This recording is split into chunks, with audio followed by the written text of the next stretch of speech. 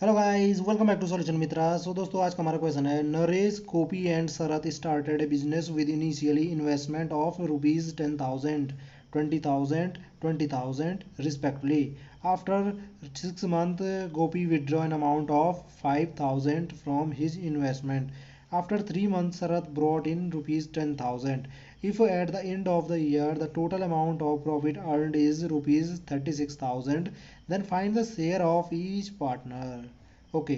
So question जो है हमारा वो पार्टनरशिप जो कॉन्सेप्ट होता है वहाँ से लिया गया है, पार्टनरशिप। तो ये बेसिकली जो हमारा आम जिंदगी होती है, डे टू डे लाइफ होती है, वहाँ पे भी ये ऐसी प्रॉब्लम्स आती हैं आपके सामने। आप जैसे कोई बिजनेस शुरू करते हो, आपने 2 या 3 दोस्तों ने मिलकर के बिजनेस शुरू किया। अब किसी ने कुछ पैसा लगाया होगा, किसी ने कुछ पैसा लगाया, किसी ने कम लगाया, किसी ने ज़्यादा लगाया। 1 साल बाद आप लोगों को बिजनेस में क्या हो गया, प्रॉफिट हो गया। तो जो प्रॉफिट होगा वो तीनों जो दोस्त हैं उनमें कैसे बटेगा? तीनों दोस्तों में प्रॉफिट किस हिसाब से बटेगा?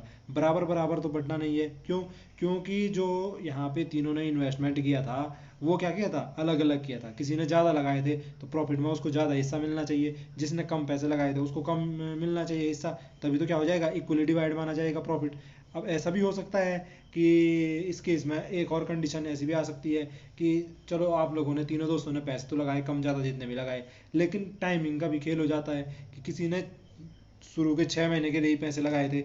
ठीक है, ऐसा भी हो सकता है किसी ने शुरू के 6 महीने के लिए पैसे लगाए थे, बाकी 6 महीने के लिए उसने पैसे हटा दिए अपने, या किसी ने पूरे के पूरे साल के लिए लगाए। और ऐसा भी हो सकता है कि आपके साथ एक चौथा पार्टनर भी आ गया और वो मतलब 6 महीने बाद आपके पास कम पैसे पड़ रहे थे, 6 महीने बाद आप लोगों को पैसे की ज़रूरत पड़ी तो कोई और चौथा दोस्त आपने तैयार किया, उसने भी अपना पैसा लगा दिया और साल के अंत में आप लोगों को फ़ायदा हो गया जो बिजनेस है उसमें। तो अब चारों में कैसे बटेगा ये? तो इस हिसाब से हमारे पास क्या आती है, प्रॉब्लम आती है। तो वो प्रॉब्लम किस में आती है, पार्टनरशिप में आती है। अब यहाँ पे जो क्वेश्चन है इसमें आपके सारे डाउट क्लियर हो जाएंगे, क्योंकि जितने टाइप से ये पूछ सकता है इसमें सारा कुछ आ जा रहा है मेरे हिसाब से। तो देखो, सबसे पहले ये कह रहा है कि Naresh Gopi and Sharat started a business. ठीक है, तो सबसे पहले मैं लिख देता हूँ नरेश और हमारे गोपी, और तीसरा है कौन, शरत। इन तीनों ने मिलकर के एक बिजनेस स्टार्ट किया। इनिशियली इन्वेस्टमेंट यानी कि शुरू में इन्होंने कितने कितने पैसे लगाए थे? तो नरेश ने लगाए थे 10,000 रुपये। नरेश ने 10,000 रुपये लगाए थे। गोपी ने लगाए थे 20,000 रुपये। गोपी ने 20,000 लगाए थे जी। और जो हमारा शरत थे, शरत ने भी 20,000 लगाए थे। तो शुरू में तो इन्होंने इतना पैसा लगा दिया।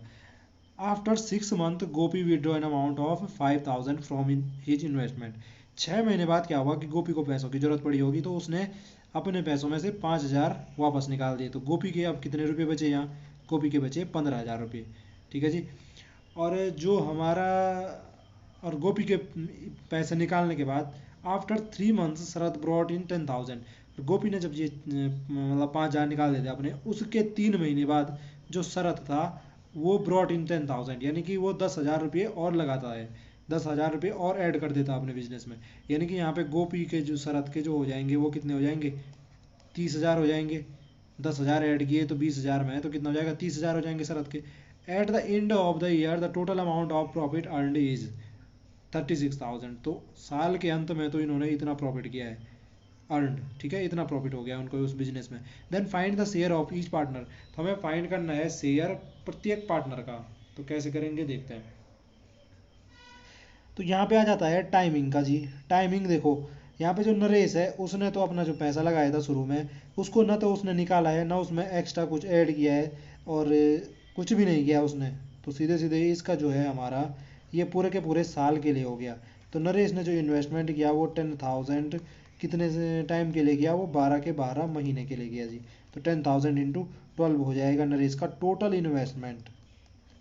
ये टोटल इन्वेस्टमेंट कहलाएगा। उसका अमाउंट इनटू कितने टाइम के लिए गया, तो ये कहलाएगा टोटल इन्वेस्टमेंट। ठीक है जी। ऐसे गोपी का देखूंगा मैं अगर, तो गोपी का पहले का जो 20,000 था, पहले का जो 20,000 था यहाँ पे गोपी का है, ये देखो गोपी ने 6 महीने के लिए ये 20,000 ऐसे के ऐसे रखे थे। 6 महीने के लिए उसने इन पे कुछ भी नहीं किया, 6 महीने तक उसके 20,000 लगे हुए थे। लेकिन 6 महीने बाद गोपी को पैसों की जरूरत पड़ी तो उसने 5,000 निकाल दिए। तो अब गोपी के कितने बचे, 15,000 बचे। और बाकी के टाइम के लिए ये 15,000 ही इसके इन्वेस्टमेंट थे। यानी कि बाकी का टाइम कितना हो गया, शुरू के 6 महीने के लिए 20,000 थे, एक साल में से बाकी कितने बचे अब टाइम, 6 महीने के बाद कितना टाइम बचा, 6 महीने ही बचेगा। तो छः बाकी के 6 महीने के लिए हो गया उसका इन्वेस्टमेंट कितना, 15,000 का। इसको ऐड कर दो तो ये टोटल इन्वेस्टमेंट आ जाएगा गोपी का एक साल का। ठीक है जी।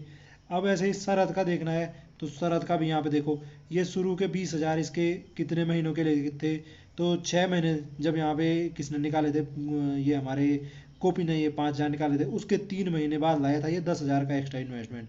यानी कि शुरू के 9 महीने के लिए 6 + 3, 9 महीने के लिए तो 20,000 थे, और लास्ट के 3 महीने में इसका जो इन्वेस्टमेंट था वो 30,000 है, क्योंकि लास्ट के 3 महीने में ये 30,000 और ला गया था, 9वें महीने में 30,000 और ला गया था। तो इसका जो हो जाएगा लास्ट के 3 महीने के लिए अमाउंट, वो कितनी हो जाएगी, 30,000 हो जाएगी इन्वेस्टमेंट। तो टोटल इन्वेस्टमेंट क्या हो जाएगा, इनका सम कर दो एक साल के लिए टोटल इन्वेस्टमेंट।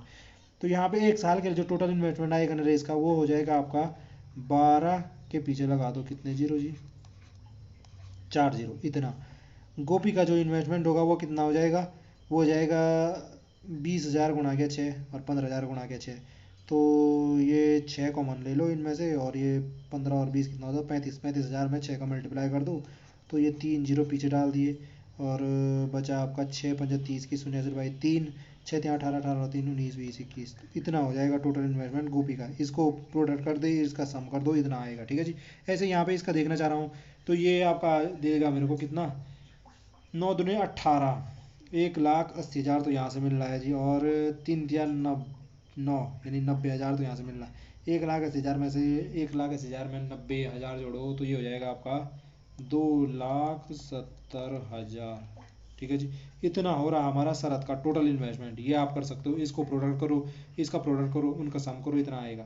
अब क्या कर दो, अब जो हमारा जो हमारा प्रॉफिट है वो किस रेशियो में बटेगा इनमें, तो जो इनका टोटल अमाउंट यहाँ पे आया है, टोटल इन्वेस्टमेंट आया है, इनका क्या कर दो, रेशियो फाइंड करो। इनका रेशियो फाइंड करोगे तो क्या हो जाएगा, रेशियो फाइंड करना है का मतलब है कि तीनों को क्या कर दो, डिवाइड में ला दो। तो ये कैंसिल हो जाएगा, ये कैंसिल हो जाएगा, ये 4 जीरो इसके भी कैंसिल हो गए। तो बचा क्या यहाँ पे, ये बचा 12/21 रेशियो कितना बचा, 27।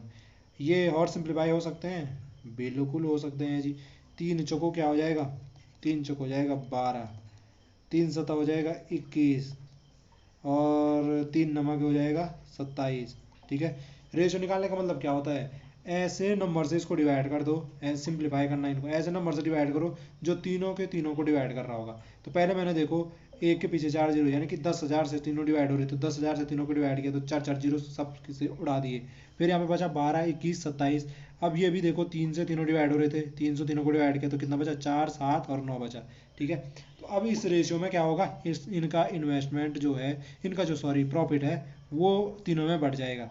नरेश का हिस्सा होगा 4, कितने में से, टोटल कितने हिस्से होने चाहिए इनके, तो टोटल कितने हिस्से होने चाहिए, तो टोटल इनका सम कर दो, उतने हिस्से होने चाहिए। तो 7 और 4 11, 11 और 9 20, तो टोटल 20 हिस्से हो गए। तो 20 हिस्से में से 4 हिस्से किसके हैं, नरेश के हैं। तो 36,000 तो टोटल इन्वेस्टमेंट था। अगर मैं नरेश का वो देखूं कि नरेश को कितना मिलना चाहिए, तो क्या कर दो, जितना आपका प्रॉफिट हुआ है 36,000, उसमें प्रोडक्ट किसका प्रोडक्ट कर दो, नरेश के हिस्से का। तो नरेश का हिस्सा है 4, कितने में से, तो 20 में से। ये से ये कैंसिल करो तो कितना बच रहा है, 2 एकम 2, 18 दूनी 36 ना, बच्चा 0 0। 4 से मल्टीप्लाई करोगे इसको, तो लो जी, ये 4 से मल्टीप्लाई करने पे कितना देगा हमें, 18 चुक्कू 72, 7200, 7,200 रुपये। ये आ जाएगा हमारा किसका, नरेश का हिस्सा आ गया जी। अब यहाँ पे ऐसे ही गोपी का हिस्सा देखना है, तो गोपी का हिस्सा क्या हो जाएगा, प्रॉफिट जितना टोटल है उसमें आप प्रोडक्ट कर दो, किसका कर दो जी, अरे 36,000। ये तो आप खुद भी कर सकते हो वैसे, पर मैं कर ही देता हूँ, अब इतना कर दिया। तो क्या हो जाएगा, गोपी का हिस्सा जितना है 7, कितने में से 20, 20 टोटल हिस्सों में से 7 गोपी के हिस्से हो जाएंगे। तो लो जी, ये बचा 1800 गुणा आ गया 7, कितना हो जाएगा, 18 7 126 के पीछे 2 जीरो, इतना हो जाएगा हमारा गोपी का हिस्सा इस 36,000 में से, 12,600 रुपये। ठीक है। अब बचा शरद का हिस्सा, शरद का हिस्सा भी ऐसे ही हो जाएगा, 36,000 को फिर से मल्टीप्लाई करो किससे, गो शरद के हिस्से से, 9/20, कितना हो जाएगा ये, 1800 गुणा गया 9 बचेगा, 1800 गुणा गया 9 करोगे आप, तो ये कितना हो जाएगा, 1800 में 9 का मल्टीप्लाई करो, 18 9 108 के पीछे 2 जीरो, अरे 98 में 172 नहीं होता यार, 172। तो ये इतना हो जाएगा जी, किसका हिस्सा हो जाएगा ये इतना, ये हो जाएगा आपके शरद का हिस्सा। तो ये इतने देख लो भाई। गोपी का जो हिस्सा आया वो 7200 रुपये आया। आपके जो कौन थे ये, सॉरी नरेश का 7200 आया, गोपी का 12,600 आया, और जो ये आया ये किसका आया, ये शरद जो था उसके हिस्से का आया, कितना आया भाई, 17,200 आया। इन टोटल का सम करके देख लो इन तीनों के, तो किसके बराबर आएगा, 36,000 के बराबर आएगा, क्योंकि 36,000 में से ही तो हमने ये बांटा है इनको। 7,200 इसके, इतना इसके, इतना इसके। तो बेसिकली हमने किया क्या इसमें, हमने पार्टनरशिप में सबसे पहले देखना है कि इन्वेस्टमेंट कितना है किसका, और फिर देखना है कि कितने टाइम के लिए है। तो टोटल इन्वेस्टमेंट फाइंड करोगे, उसका रेशियो फाइंड कर दो, उसका जब रेशियो मिल गया उस रेशियो के हिसाब से जो आपका प्रॉफिट हो रखा है उसको डिवाइड कर दो। सीधी सी बात ये है। तो इतना इतना इतना इतना क्या आ जाएगा, उनका हिस्सा हिस्सा आ जाएगा किसमें, प्रॉफिट में, तीनों के तीनों जो आपके पार्टनर थे, नरेश, गोपी और शरद। तो ये था जी आज का कॉन्सेप्ट। आई होप जो ये कॉन्सेप्ट था वो आपकी समझ में आया होगा। अगर आपको वीडियो पसंद आई है तो प्लीज़ वीडियो को लाइक और शेयर करें, ताकि ज़्यादा से ज़्यादा लोगों तक वीडियो पहुँचे। अगर आप चैनल पर नहीं है तो प्लीज़ चैनल को सब्सक्राइब करें, ताकि हमें इसी प्रकार की जो वीडियो है वो बनाने का मोटिवेशन मिलता रहे। तो फिर मिलते हैं किसी अगली वीडियो में, तब तक के लिए स्वस्थ रहें, मस्त रहें।